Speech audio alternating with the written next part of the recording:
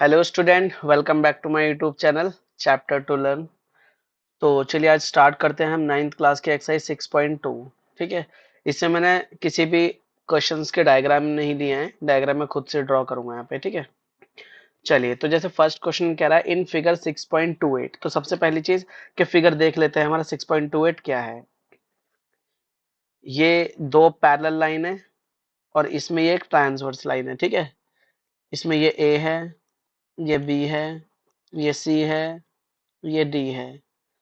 उसके बाद ये आपको x दिया हुआ है, ये आपको 50 दिया हुआ है, ये y है और ये 130 है।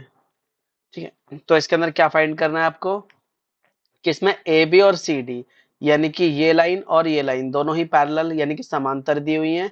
तो क्या कह रहा है, find the value of x and y। तो ये जो x और y है इनकी वैल्यू फाइंड करनी है हमें। ठीक है, तो मैंने रूल्स आपको लिखवा ही रखा है। अगर लाइन पैरेलल हो कौन सा एंगल इक्वल होता है ना, अगर इंटरसेक्ट कर रही हो तो कौन सा एंगल इक्वल होता है ना, ऑल्टरनेट एंगल और अपोजिट एंगल। तो उसी को ही ध्यान में रखते हुए अब हम इसे सॉल्व करते हैं। ठीक है, तो इसमें देखो ये प्लस ये पूरा मिला के 180 होगा ना, क्योंकि ये क्या है, लीनियर पेयर है ना। तो हम लिख सकते हैं यहाँ पे x plus 50 equal to 180। Reason, linear pair. अब यहाँ पे हमें x की वैल्यू फाइंड करनी है, तो 180 माइनस 50 हो जाएगा। तो x इज इक्वल टू क्या आ जाएगा आपका 130।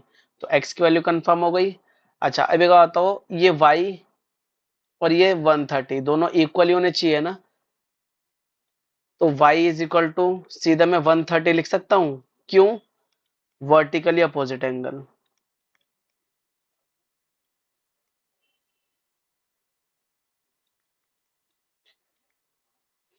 ठीक है, ये आप वर्टिकली ना लिख के सिर्फ अपोजिट एंगल भी लिख सकते हो। ठीक है, ये भी ठीक है।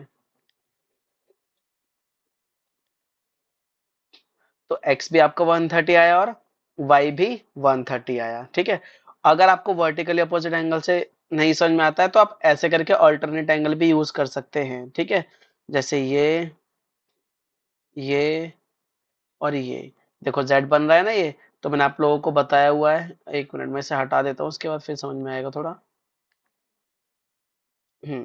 जैसे कि ये वाला एंगल और ये वाला एंगल, ये क्या है, z के अंदर बन रहा है ना ऐसे करके। तो ये कौन से एंगल होते हैं हमारे, ऑल्टरनेट एंगल। तो जो x होगा वही हमारा y होगा। तो x की वैल्यू अभी हमने निकाली 130, तो y भी आपका 130 ही हो जाएगा। ठीक है, तो यही आपका फर्स्ट क्वेश्चन कंप्लीट। आते हैं सेकंड क्वेश्चन पे। इन फिगर 6.29, अब 6.29 देखो इसमें क्या है फिगर हमारा। अब इसमें तीन पैरेलल लाइन है, एक, दो, तीन। ठीक है, पैरेलल लाइन मैंने आपको बताई थी क्या होती है, वो लाइन जो कभी भी एक दूसरे को इंटरसेक्ट ना करे, जो कभी भी एक दूसरे को प्रतिच्छेद ना करें। ठीक है, इसके अंदर ये आपको x दिया हुआ है, ये आपको y दिया हुआ है और ये आपको z दिया हुआ है। ठीक है, और बोला है हमें कि ए बी पैरेलल है सी डी के और सी डी पैरेलल है ई एफ के। उसके बाद y और z का रेशियो दे रखा है 3 और 7। तो मैंने आपको बताया था कभी भी अगर आपको रेशियो दिया हो तो आप क्या मानोगे, उसको x के टर्म में मान लोगे ना, 3x और 7x। बट यहाँ x ऑलरेडी गिवन है। ठीक है, तो आप क्या करेंगे, यहाँ पे x ना मान के आप इसे a मानोगे, तो y की जगह 3a और z की जगह 7a हो जाएगा। ठीक है, y की जगह 3a और z की जगह 7a। ओके चलिए अब स्टार्ट करें। अच्छा अब एक चीज और देखो, इसके अंदर ये आपको z दे रखा है तो ये भी z हो जाएगा इसमें, है ना।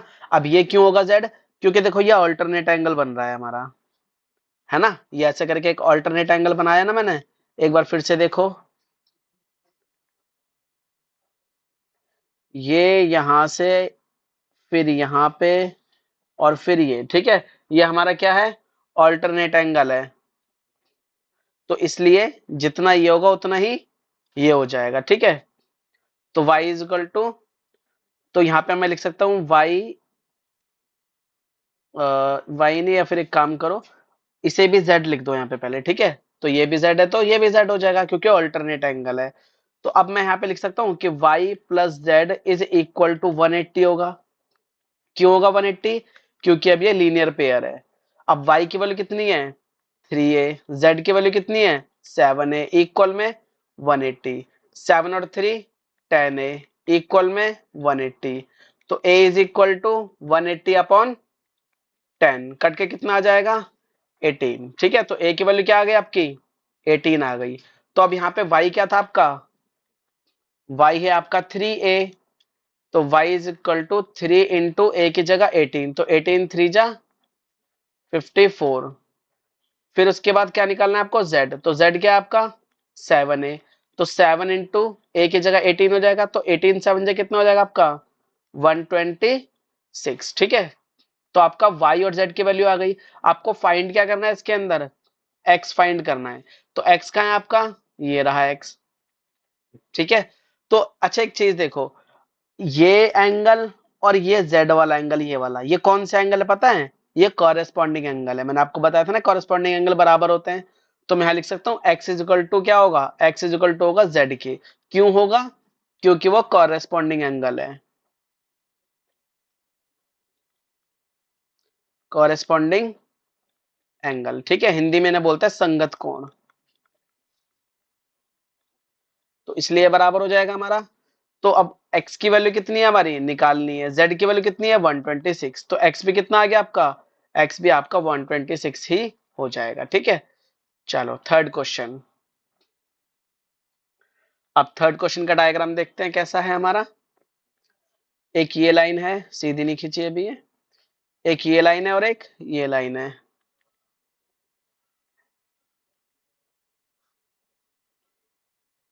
सीधी नहीं बोली है, कोई नहीं, चलो अब ऐसे ले लेते हैं, टेढ़ी ले लेते हैं, ठीक है, कोई नहीं। अब ये इसके ऊपर एक परपेंडिकुलर है और एक ये लाइन आ रही है।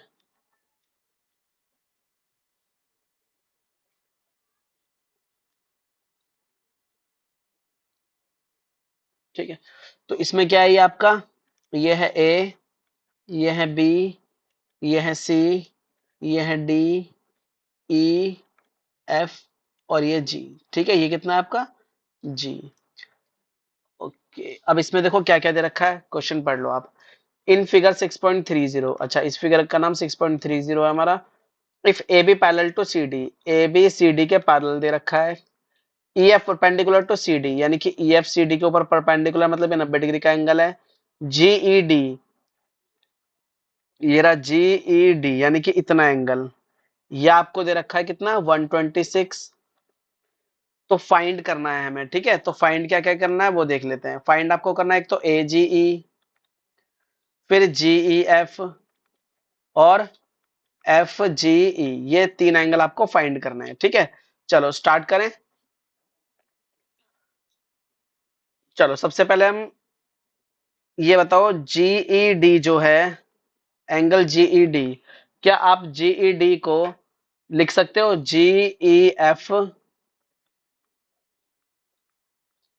Plus F E D? ये जो जीई डी है इतना, ये पूरा, इसको आप ये प्लस ये लिख सकते हो ना। तो यहाँ पे जीई डी की वैल्यू क्या है बेटे? 126। जीई एफ की वैल्यू क्या है? पता नहीं, ये आपको निकालनी है, ठीक है, ये आपको निकालनी है। जीई डी कितना है आपका? ये 90 है। तो ये 90 इधर आके माइनस का हो जाएगा,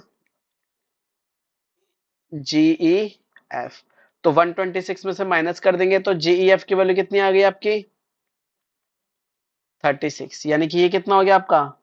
36 हो गया। ओके, अच्छा अब एक बात बताओ कि एंगल ए जी ई बराबर होगा एंगल जीई डी के? ये वाला एंगल इस पूरे के एंगल के बराबर होगा ना? क्यों? क्योंकि लाइन पैरेलल है, तो देखो z बन गया ना ऐसे करके ये। तो कौन सा एंगल हो गया ये? ऑल्टरनेट एंगल, ठीक है, ऑल्टरनेट एंगल हो गया हमारा, ठीक है। तो ये हमारा A G equal to G E D के हो गया। तो ए जी ई आपको निकालना है और जी ई डी की वैल्यू कितनी है आपकी? 126। 6, तो ए जी इज इक्वल टू हो गया आपका 126, ठीक है। फिर उसके बाद क्या निकालना है अब आपको एक और, अब निकालना है एफ जी ई। चलो एफ जी ई और देखो, एफ जी ई यानी कि अब ये एंगल और निकालना है आपको, ठीक है बेटे। चलो, तो इसके अंदर में ए जी ई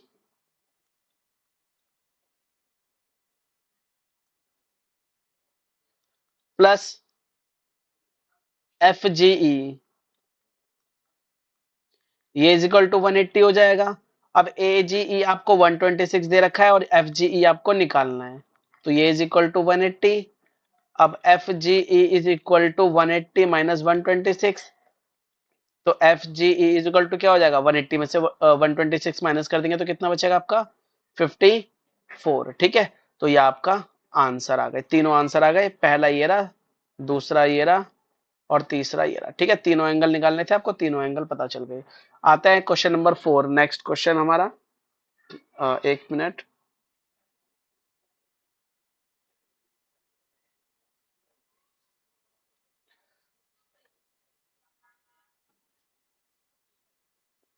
तो क्वेश्चन नंबर 4 कहाँ है हमारा, क्वेश्चन नंबर 4 ये रहा इसका डायग्राम। चलिए अब इसका डायग्राम देखते हैं।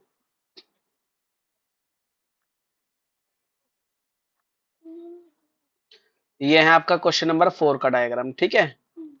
अब इसमें क्या क्या दे रखा है आप देख लो, इसमें ये दे रखा है आपको P, ये दे रखा है Q, ये दे रखा है R, ये दे रखा है S, ये है आपका T, ये एंगल दे रखा है 110 और ये आपको दे रखा है 130, ठीक है। ये आपका 110 और ये 130, आपको फाइंड क्या करना है, find Q R S, Q R S, अच्छा यानी कि ये वाला एंगल फाइंड करना है आपको, ठीक है। तो इसे आप कुछ भी मान लो, इसे मैं एक्स मान लो। ओके, अब देखो इसके अंदर सबसे पहले गिवन, गिवन क्या क्या है हमें, P Q parallel S T, ये आपको गिवन है। P Q R is equal to 110, ये आपको गिवन है। R S T is equal to 130 यानी कि 130, ये आपको दे रखा है, ठीक है।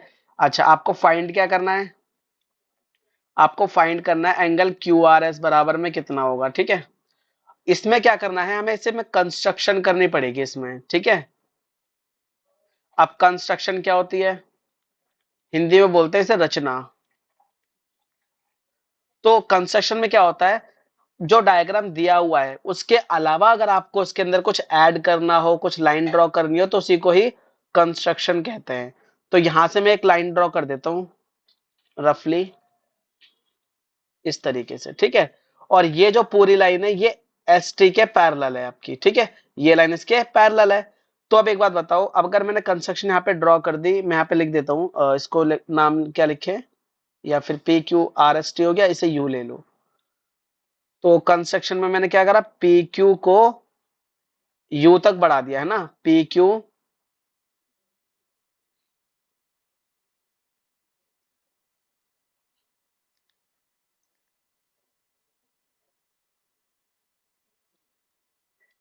Draw P Q up to U, ठीक है। यानी कि पी क्यू को यू तक बढ़ा दिया हमने। चलो अब आप उसके बाद आ जाता है आपका सॉल्यूशन, ठीक है। अब सॉल्यूशन में देखते हैं हमें क्या क्या है, देखो इधर ये एंगल आपको 130 दिया हुआ है, तो क्या ये भी 130 होगा, क्यों होगा, क्योंकि कॉरेस्पॉन्डिंग एंगल है, ठीक है।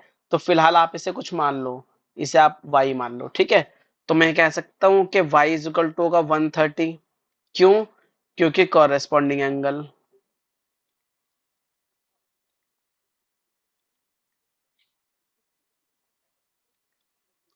अब इसे आप मान लो a और इसे मान लो आप b, ठीक है। इसे मान लो a और इसे मान लो b। तो अच्छा ये बताओ, y प्लस a या फिर a प्लस y, ये इज इक्वल टू कितना होगा आपका, 180 होगा। क्यों होगा 180, क्योंकि लीनियर पेयर है। तो a की वैल्यू तो आपको निकालनी है और y कितना दे रखा है आपको, 130 इज इक्वल टू 180। तो a क्या हो जाएगा आपका, 180 माइनस 130, तो a इज इक्वल टू कितना हो गया, 50। यानी कि a की वैल्यू कितनी आ गई आपकी, 50। ऐसा मैं क्यों कर रहा हूं, यहां से अगर मैं a और b निकाल लूंगा तो ये एक ट्राइंगल है ना, ये क्यू वाई आर, ये क्या एक, ये हमारा एक ट्राइंगल है, ठीक है। तो ट्राइंगल में ए प्लस बी प्लस एक्स, ये कितना होगा 180 होगा, है ना। तो इसी को ही हम सॉल्व कर लेंगे। तो हमें ए और बी की वैल्यू फाइंड करनी है, एक्स अपने आप आ जाएगा। चलो, तो ए हमारा कितना आ गया 50 आ गया। अब आपको ऐसे ही बी निकालना है, तो अब बी कैसे निकालें। तो ये देखो, ये और ये बी प्लस 110, ये इज इक्वल टू कितना होगा आपका 180। तो b is equal to 180 minus 110, तो b की वैल्यू कितनी आ जाएगी 70 आ गई, ठीक है। अब आपका a भी आ गया, b भी आ गया। तो इन ट्राइंगल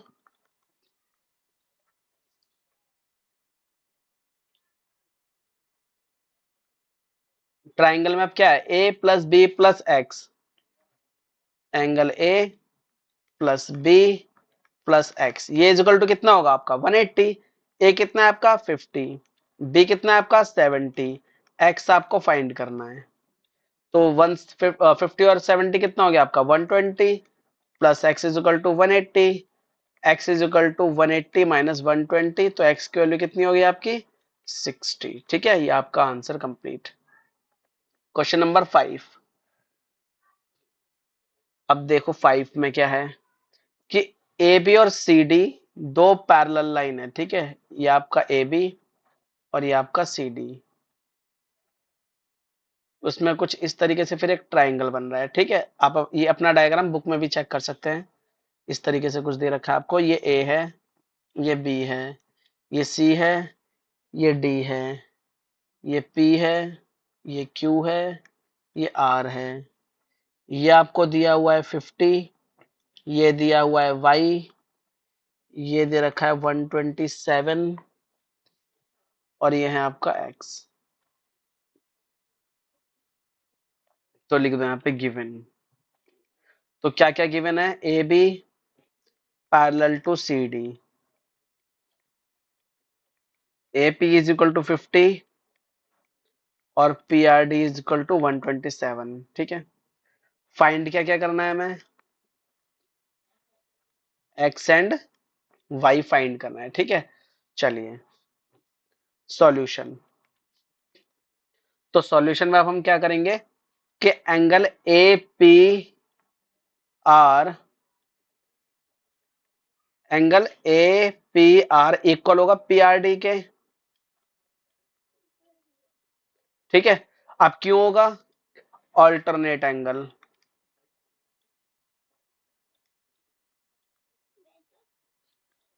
तो ए पी आर आपका कितना है 50 प्लस वाई, और पी आर डी कितना है आपका 127। तो वाई इजल टू क्या हो जाएगा 127 माइनस 50, तो y इज इक्वल टू 127 में से 50 माइनस कर देंगे तो कितना हो जाएगा आपका 77। तो y की वैल्यू कितनी आ गई आपकी 77, ठीक है। अब y आपको पता चल गया, अब आपको x फाइंड करना है। तो ये देखो जरा, ये इस तरीके से इसमें z बन रहा है, नहीं ये, फिर ये, फिर ये, ठीक है। तो ये देखो, ये एंगल इसके इक्वल होगा ना इसमें, तो मैं लिख सकता हूँ A P Q, angle A P Q बराबर होगा पी क्यू आर के, ठीक है, पी क्यू आर के। तो अगर ए पी क्यू आपका 50 है, तो पी क्यू आर क्या था आपका एक्स, तो यानी कि एक्स की वैल्यू कितनी आ गई 50 आ गई। ये क्यों हुआ, क्योंकि ये भी ऑल्टरनेट एंगल ही है हमारा, ठीक है। तो इसका रीजन भी क्या है, ऑल्टरनेट एंगल। तो x की वैल्यू आ गई आपकी 50 और y की वैल्यू आ गई 77, ठीक है। आते हैं नेक्स्ट क्वेश्चन पे। इसमें क्या है, आपको दो मिरर दे रखे हैं, एक ये रहा, एक ये रहा, ठीक है। यहाँ पे पॉलिश हुई है मिरर पे दोनों साइड पीछे की तरफ। फिर यहां से लाइट आई, ठीक है। अब ये लाइट रिफ्लेक्ट होके इधर आ गई, स्ट्रेट आएगी वैसे, ठीक है। मेरी स्ट्रेट नहीं हुई है,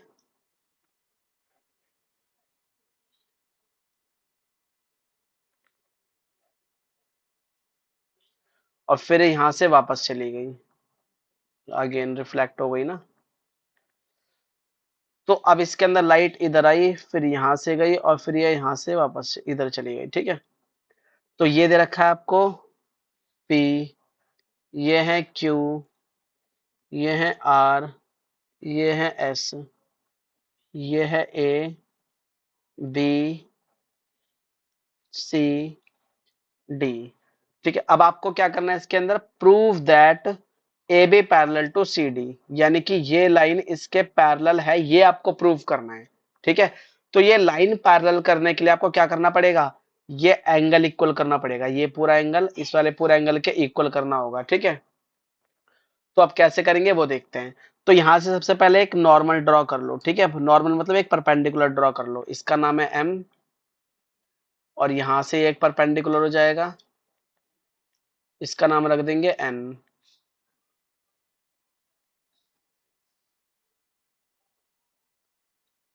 ये हो गया आपका एन। ठीक है, अब इसमें मैं इसे एंगल 1 मान लेता हूं, इसे एंगल 2 मान लेता हूं, इसे एंगल 3 मान लेता हूं, इसे एंगल 4 मान लेता हूं।